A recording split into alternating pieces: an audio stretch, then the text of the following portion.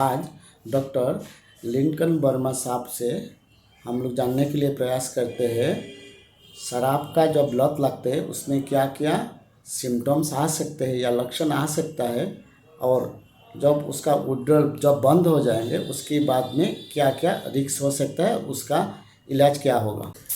देखिए, जो शराब का नशा है ये अगर देखा जाए तो हमारे सोसाइटी में, समाज में बहुत लंबे समय से चला आ रहा है। पुराने ज़माने में भी था, अभी भी है। तो इसके जो लक्षण होते हैं, जब कोई भी आदमी शराब ले रहा है तो उसके लक्षण तो कई बार बहुत ही क्लियरली फैमिली मेम्बर देख लेते हैं। जैसे कि वो नशे में आ रहा है, उसके बातचीत करने का जो ढंग है, चलने का ढंग है, या चलते चलते गिर जा रहा है, बेहोश हो जा रहा है, लड़ाई झगड़े कर रहा है, ज़्यादा समय वो घर से बाहर बिता रहा है चोरी छिपे, है ना। तो ये सब लक्षणों से शराब के नशे के समय फैमिली मेम्बर्स को ईजिली पता चल जाता है, क्योंकि एक स्मेल भी होता है। कई सारे नशा ऐसे होते हैं जिसमें स्मेल नहीं होता है, तो आपको पता लगाने में दिक्कत होती है।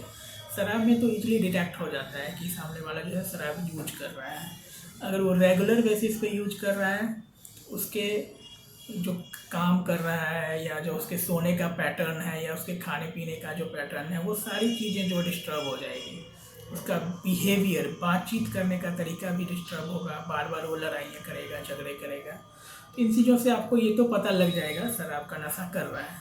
तो हमारा मेन मुद्दा ये नहीं कि शराब का नशा कर रहा है, वो तो फैमिली मेम्बर को ईजिली पता चल जाता है। अब सवाल उठता है इसको छोड़ने के लिए क्या कर सकते हैं, क्योंकि सबसे बड़ी समस्या जो एक आती है, जब कोई भी इंसान लगातार नशा यूज कर रहा है और जब वो छोड़ता है उस समय बॉडी में काफ़ी रिएक्शंस होते हैं, जिसको कि हम विथड्रॉल सिम्टम्स बोलते हैं। विथड्रॉल सिम्टम्स, ठीक है। ये शराब में भी होता है, स्मैक में भी होता है, और भी कई सारे नशे जिसमें होता है। तो अब हम अभी शराब की बात करेंगे। सपोज मान लीजिए कि कोई पेशेंट है, वो लगातार 4-5 सालों से शराब पी रहा है। अगर आज से उसने शराब बंद की तो उसके शरीर में काफ़ी कंपन हो जाएगा, कंपन शुरू होगा शरीर के अंदर, यानी अंदर उसको काफ़ी बेचैनी, काफ़ी घबराहट सा फील होगा। उसके हाथ में कंपन शुरू हो जाएगा, पसीना पसीना आना शुरू हो सकता है, उसकी नींद गायब हो जाएगी, रात में उसे नींद नहीं आएगी, और उसको शराब पीने की काफ़ी तेज़ इच्छा आएगी, तलब लगना जिसको बोलते हैं, काफ़ी तेज़ तलब लगेगा उसको शराब पीने का। और अगर ये चीज़ लगातार चल, जैसे कि अगर मान लीजिए कि उसको शराब फिर भी नहीं मिले, तो ये रिएक्शन जो तेज़ होते जाएगा।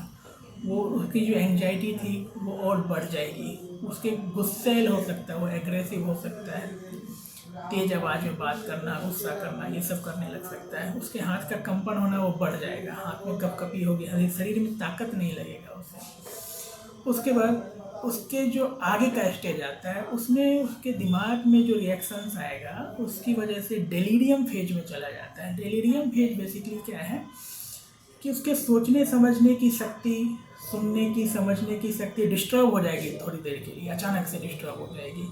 उसे हवा में कुछ कुछ दिखाई देने लग सकता है, कुछ ऐसी चीज़ जो कि वहाँ है ही नहीं। मान लीजिए उसे कुछ जानवर दिखाई दे सकता है, चूहा दिखाई दे सकता है, बंदर दिखाई दे सकता है, जो कि है नहीं लेकिन उसे दिखाई देगा, जो हेलुसिनेशन बोलते हैं। तो वो एक स्टेज आता है। उसे आवाज़ें सुनाई देगी, जो आवाज़ आसपास नहीं हो रहा है लेकिन उसको कुछ ऐसी आवाज़ें सुनाई देगी। इन चीज़ों की वजह उसको, जो जैसे हमारी बल्ब जल रहा है तो उसकी ये रोशनी उसे बहुत परेशान करेगी, उसको तेज लगेगी, वो डिस्टर्ब होगा, तुरंत वो इरिटेट हो सकता है आपकी बात पे, आपको मारने पीटने के लिए भी आ सकता है। उसको समझ में नहीं आएगा कि भी दिन है कि रात है। वो टाइम का जो होता है ना, टाइम प्लेस एंड पर्सन जो हम बोलते हैं, कि टाइम का अंदाज़ा उसका डिस्टर्ब हो जाएगा। लोगों को आइडेंटिफाई करने में वो मिस्टेक्स करेगा, कहाँ पे है, किस जगह पे है, ये भी डिस्टर्ब हो सकता है। और ये चीज़ और आगे बढ़ा तो इसमें क्या है कि दौरा भी पड़ सकता है। जिस तरह से मिर्गी का दौरा पड़ता है उस तरह के दौरे आते हैं, जिसको हम लोग एल्कोहल विड्रॉल सीजर बोलते हैं, तो वो भी हो सकता है। तो जब शराब बंद करने के बाद ये सारी चीज़ें जो होती है, उसको आम लोग, जैसे हम लोग जनरली समझते नहीं हैं। कई बार कई सारे पेशेंट को मैंने ऐसा देखा है कि शराब बंद तो कर दिया लेकिन ये सब चीज़ें हो गई, पेशेंट को दौरा पड़ गया, विड्रॉल सीजर आ गया, उसके बाद पेशेंट सीरियस हो जाता है अचानक से। वैसी स्थिति में फिर उसे लाया जाता है, आईसीयू में भर्ती होता है। तो काफ़ी मुश्किल से हालात हो जाते हैं ऐसे में। तो ये भी तरीका सही नहीं है कि अगर कोई शराबी लगातार शराब पी रहा है और आप उसको अचानक या ज़बरदस्ती उसको अचानक अगर बंद करा देंगे तो उसकी हेल्थ कंडीशन काफ़ी तेज़ी से बिगड़ सकती है। तो ये विड्रॉल सिम्टम जो मैंने आपको बताया था, ये सारे विड्रॉल सिम्टम्स है अल्कोहल के। मैनेजमेंट की जहाँ तक बात है, अगर आपको किसी भी पेशेंट को जिसका आपको शराब छुड़वाना है, तो आप डायरेक्ट या खुद से ना करें। आप किसी एक्सपर्ट से जाके साथ मिल बैठ के प्लान करें कि हाँ अब इनका जो शराब छुड़वाना है, क्योंकि जैसे विड्रॉल सिम्टम होगा पेशेंट डिस्टर्ब हो जाएगा, या तो वो वापस जाके शराब लेने लगेगा या आपसे लड़ाई झगड़े कर लेगा, फैमिली की बात नहीं मानेगा, तो आपको शराब नहीं छुड़वा पाएंगे। आप डॉक्टर मेंटल हेल्थ प्रोफेशनल जो है उनसे डिस्कस करें और प्लान करें कि हाँ अब इनका जो शराब छुड़वाना है। छुड़वाने के इसमें भी 2 हिस्से हैं, एक है मेडिसिन, दूसरा है काउंसलिंग एंड थेरेपी पार्ट। तो मेडिसिन पार्ट की जहाँ तक बात है, उसमें वो सारी मेडिसिन हम देते हैं जितना भी मैंने विड्रॉल सिम्टम आपको बताया उसको मैनेज करने के लिए।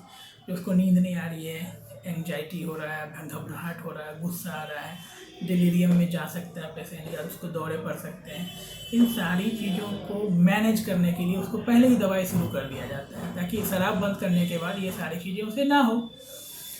और ये चीज़ जो है हफ्ते 10 दिन तक काफ़ी ज़्यादा ध्यान दे के किया जाता है। फिर उसके बाद ग्रेजुअली उसकी दवाइयाँ कम कर दी जाती हैं। और उसमें कुछ दवाइयाँ आती है जो स्पेसिफिकली विड्रॉल को मैनेज करता है, और वो फेज ख़त्म होने के बाद जो है कुछ दवाइयाँ ऐसी होती है जो शराब को लेके जो क्रेविंग होता है, जो तलब होता है, उसको कम करने के लिए होता है, जिसको हम लोग एंटी क्रेविंग एजेंट भी बोलते हैं। तो उसको हम लोग फिर चलाते हैं। इसके साथ जो लंबे समय से शराब पीते हैं उनके शरीर में कई सारे विटामिन की कमी हो जाती है, उनके लीवर पे असर आता है, शरीर के अन्य हिस्सों पे असर आ सकता है। तो उसको हम लोग ओवरऑल चेक करते हैं, देखते हैं, और उसके लिए जो जो दवाइयाँ और ज़रूरत है, विटामिन की ज़रूरत है, इंजेक्शन की ज़रूरत है, वो सारी चीज़ें भी हम लोग साथ में चलाते हैं। तो ये हो गई मेडिसिन की बात। और दूसरी बात हो जाती है जो काउंसलिंग एंड साइकोथेरेपी। ये भी एक बहुत ही अहम हिस्सा है, क्योंकि दवाइयाँ तो आपके विड्रॉल सिम्टम मैनेज कर देगा, कुछ समय तक आपकी क्रेविंग, आपकी तलब को भी मैनेज करेगा, लेकिन जब तक आपका थिंकिंग पैटर्न, जब तक आपकी सोच सही डायरेक्शन में नहीं आएगी, आप वापस नशा लेने लगेंगे। तो यहाँ पे आता है काउंसलिंग का जो महत्व है, क्योंकि काउंसलिंग जो है ये हमारे मोटिवेशन या शराब से जो दूर रहने की जो मोटिवेशन है, इच्छा शक्ति है, उसको कैसे मजबूत रखना है। एक बार शराब छोड़ने के बाद वापस उस समस्या में वापस नहीं फंसना है, इसके लिए क्या कर सकते हैं, क्या ध्यान रख सकते हैं, फैमिली का क्या महत्व है इन सारी चीज़ों में, यहाँ पे आता है। काउंसलर जो होते हैं उनका महत्व है, उसमें साइकोलॉजिस्ट हो सकते हैं, साइकेट्रिक सोशल वर्कर्स हो सकते हैं, ये सब अपना महत्वपूर्ण रोल अदा करते हैं। तो इनसे कंसल्ट करके भी हम लोग इस पहलू को कवर करते हैं। दोनों चीज़ें ज़रूरी है, दोनों का महत्व है। और मैं यही कहना चाहूँगा कि अगर सही तरीके से प्लान करके, डिस्कस करके, अगर घर वाले या पेशेंट खुद हम लोगों से मिल के डिसाइड करें शराब छोड़ने का, तो वो छोड़ सकते हैं। खुद से आप छोड़ने में आपको दिक्कत होगी, क्योंकि जो विड्रॉल सिम्टम होता है उसको मैनेज करना बड़ा मुश्किल होता है। मेरे पास कई सारे पेशेंट ऐसे आते हैं जो कहते हैं कि सर मैं सही में शराब छोड़ना चाहता हूँ, और वो सच में छोड़ना चाहते हैं, लेकिन ये जो सिम्टम्स आता है, जो रिएक्शंस आता है, उसकी वजह से वो छोड़ नहीं पाते हैं। तो वहाँ पे उन्हें हमारी मदद की ज़रूरत है। Sir thank you so much sir, इतना सारी चीज़ जानकारी दिया सर। तो ये तो कंफर्म हो गया। अगर इलाज जहाँ तक का बात है कोई भी नशा का, तो ये 2 तरीक़ा का उसमें नशा होता है, ये नो डाउट। दवा की साथ साथ आपका साइकोथेरेपी जो बोला जाता है, या साइकोसोशल इलाज जो होता है उसको करना बहुत ज़रूरी है। फिर ये भी है 2 तरीक़ा का अक्सर इलाज भी देखते हैं हम लोग, जो मेथड्स बोलते हैं। एक होता है पेशेंट को भर्ती करा के आइदर हॉस्पिटल में या नशा मुक्ति केंद्र में। पेशेंट के साथ साथ परिवार का लोग भी छुड़ाने के लिए आपको आगे बढ़ाना है।